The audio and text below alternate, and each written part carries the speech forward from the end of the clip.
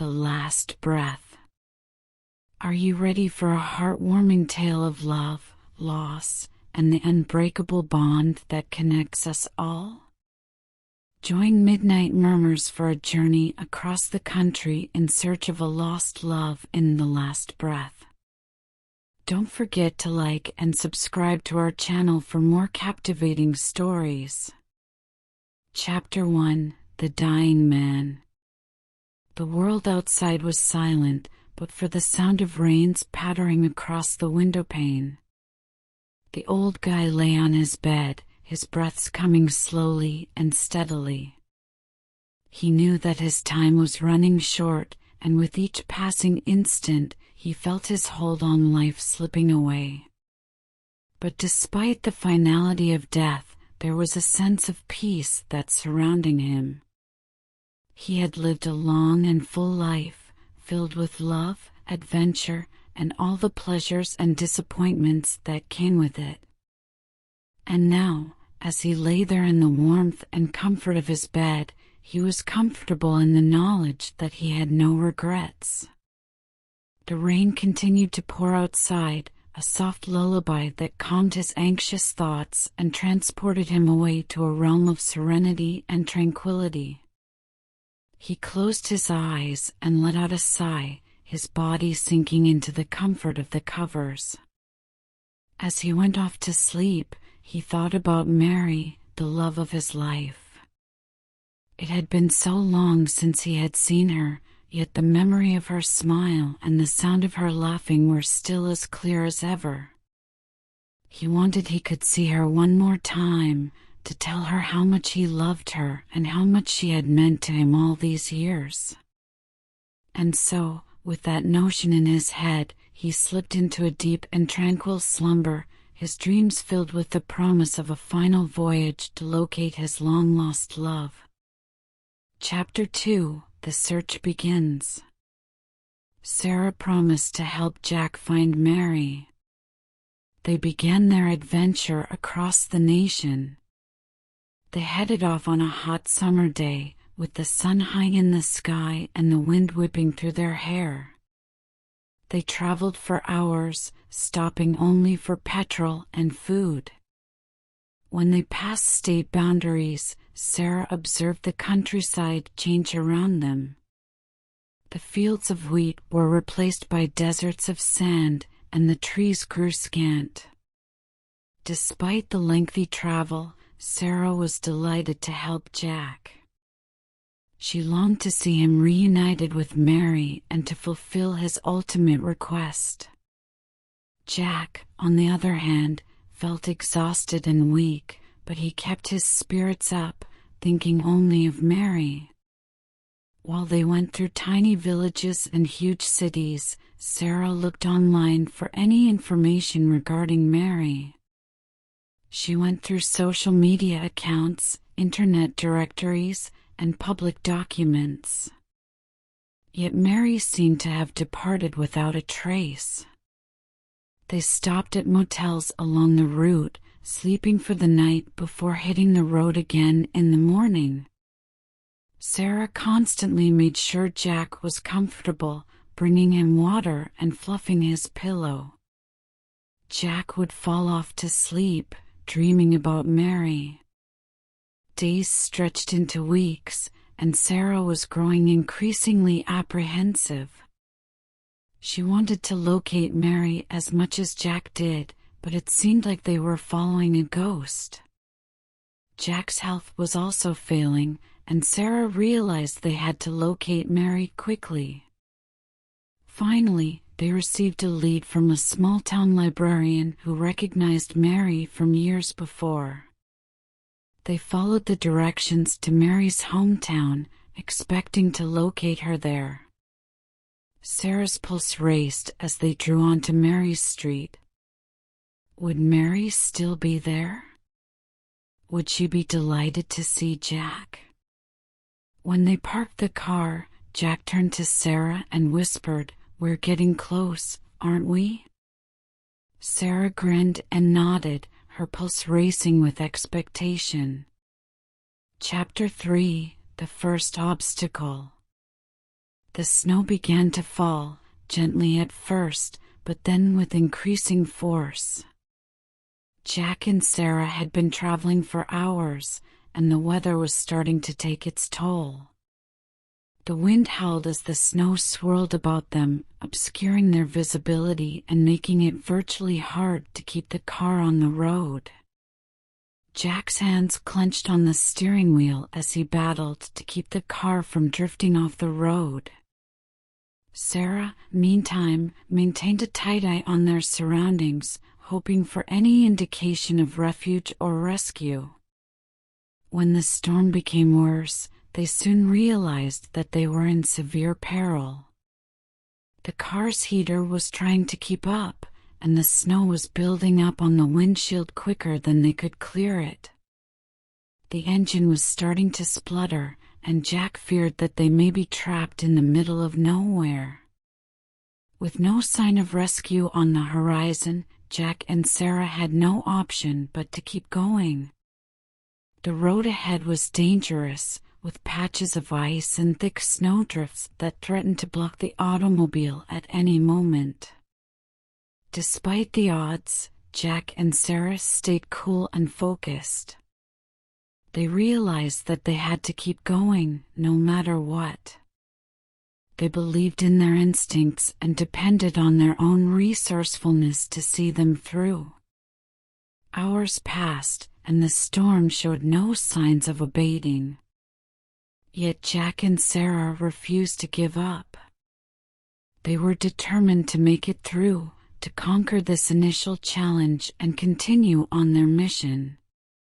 Finally, after what felt like a lifetime, they noticed a dim light in the distance. It was a little cottage, tucked in the midst of the swirling snow. With fresh optimism, Jack and Sarah went on, making their way towards the light. When they approached closer, they noticed that the cabin was occupied by a nice and kind family who greeted them with open arms. They provided them refuge from the storm and warm food and drink, and Jack and Sarah understood that they had been given a gift. The first challenge had been surmounted, and Jack and Sarah were ready to face whatever lied ahead. For they knew that, no matter what occurred, they had each other, and the unbreakable link of love that would see them through anything. Chapter 4: A Helping Hand. The snowfall was merciless, forcing Jack and Sarah to pull over into a little village in the middle of nowhere.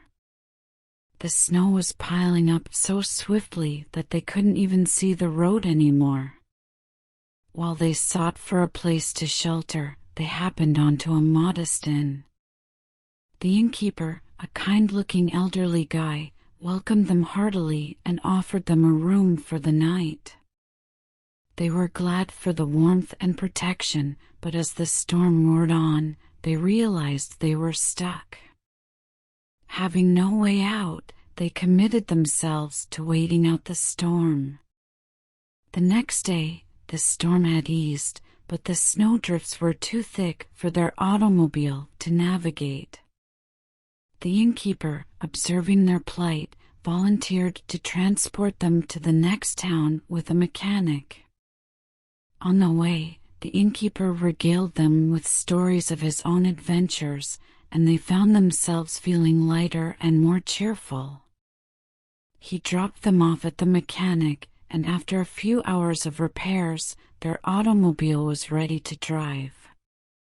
As they prepared to depart, the innkeeper grabbed Jack aside and gave him a little piece of paper. On it was a phone number and an address. "In case you ever need a helping hand," he replied with a nice grin. Jack and Sarah departed the little town feeling thankful and invigorated, knowing that the generosity of strangers can make all the difference in the world. Chapter 5: The Long Road Ahead. Jack and Sarah were on their journey again, but the road ahead felt long and unclear. They had suffered a setback with the automobile, but they were determined to keep on. The sun was pounding down on them fiercely, and the heat was almost terrible. The air was hot and dry, and there was no sign of respite in sight. Yet they pressed on, their spirits unbroken. As they drove, the scenery shifted around them. The thick woods gave way to undulating hills, and the hills changed into great open plains. The sky was a rich shade of blue, and there were no clouds to be seen. The road ahead seemed to run on forever, a never-ending ribbon of black asphalt cutting across the landscape. Despite the magnificence of the countryside, they both understood that danger waited around every turn. There were thieves and bandits who preyed on tourists like them. They had to be vigilant and watchful at all times, and they kept their weapons close at hand. The hours went by slowly, and the sun began to set in the distance. They pulled off to the side of the road and set up camp for the night. They kindled a fire, and the flames flickered and danced in the darkness. They made their little meal and ate it under the starlight. When they laid down to sleep, Jack pondered about Mary and what it would be like to see her again. He realized that time was running short and that he might never get the chance to say goodbye. But he also knew that he had Sarah at his side, and that gave him strength. The long road ahead was loaded with uncertainty, but they would tackle it together, come what may. They fell off to sleep, listening to the sound of crickets and the rustle of leaves in the breeze, ready for whatever tomorrow could bring. Chapter 6. Close but not quite. Jack and Sarah had been on the road for months, traveling across the country in search of Mary. They had experienced many hurdles along the road, but eventually they had located her. Mary's house was just down the block, and Jack could scarcely control his enthusiasm. But when they drove up in front of Mary's house, Jack abruptly sank back in his seat. His breathing grew laborious, and Sarah sensed that he was in trouble. She tried to help him out of the car, but he was too weak to move. Sarah hurried to Mary's door and hammered on it fiercely. Mary answered the door, and Sarah described the problem. Together, they raced back to the car. But it was too late. Jack had breathed his last breath. Sarah was sad. She had been so close to reconnecting Jack with his lost love, but it had all been for naught. She grabbed Jack's hand and grieved while Mary looked on, her own tears flowing down her cheeks. But even at that time of anguish, Sarah felt a feeling of serenity. Jack had finally discovered what he had been hunting for, and that was all that counted. When they gathered around Jack's lifeless corpse, Sarah and Mary chatted about their recollections of him.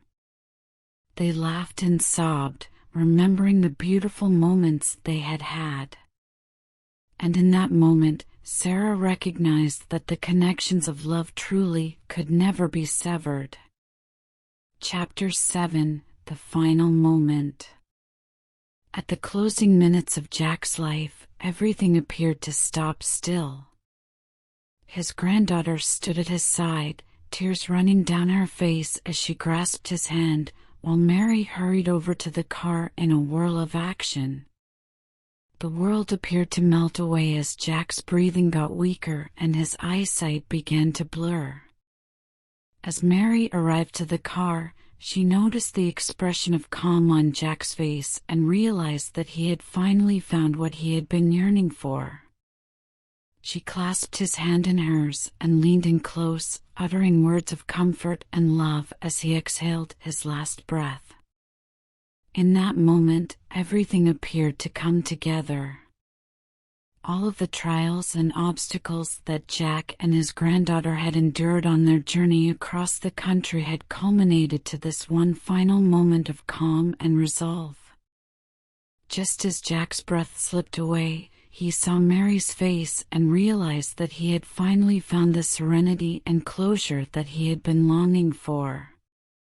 The air was calm, the only sound was the subtle rustle of the leaves in the trees. Mary stayed at Jack's side, holding his hand, while his granddaughter leaned in to say her final goodbye. It was a time of deep, profound pain, but also one of incredible beauty and tranquility.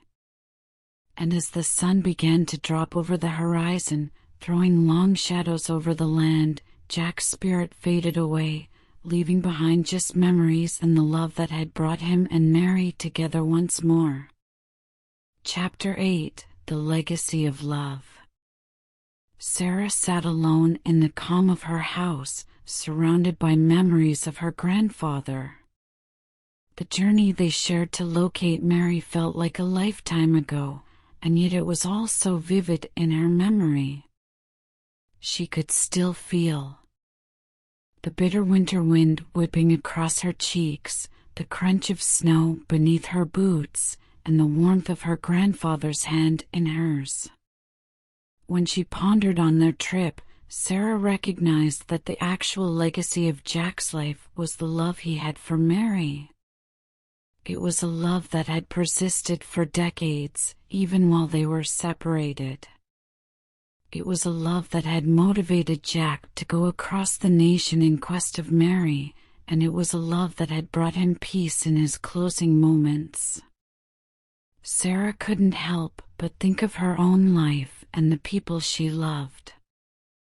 She thought of her husband, her children, and her friends. She thought of the moments when they had argued, when they had been furious with one another, and when they had felt distant.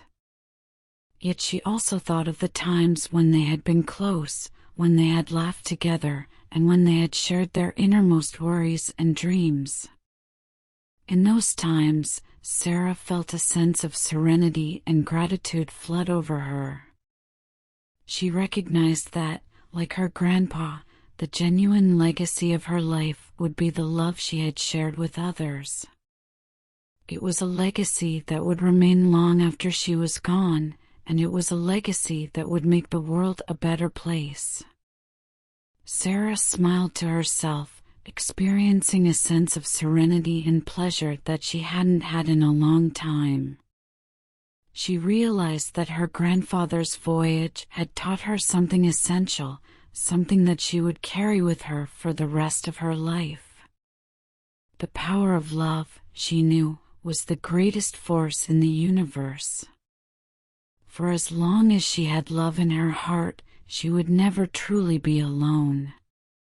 With that thinking, Sarah closed her eyes and allowed the memories of her grandfather and their voyage wash over her. She knew that, even though he was gone, his love would continue to lead and inspire her for the rest of her life. Thanks for joining me for this touching story of love, loss, and human connection. I hope you enjoyed the journey and were inspired by the enduring power of love. If you liked this video, please give it a thumbs up and consider subscribing to Midnight Murmurs for more heartwarming stories like this. Also, don't forget to hit the notification bell so you never miss a new video. Thanks for watching, and I'll see you in the next one.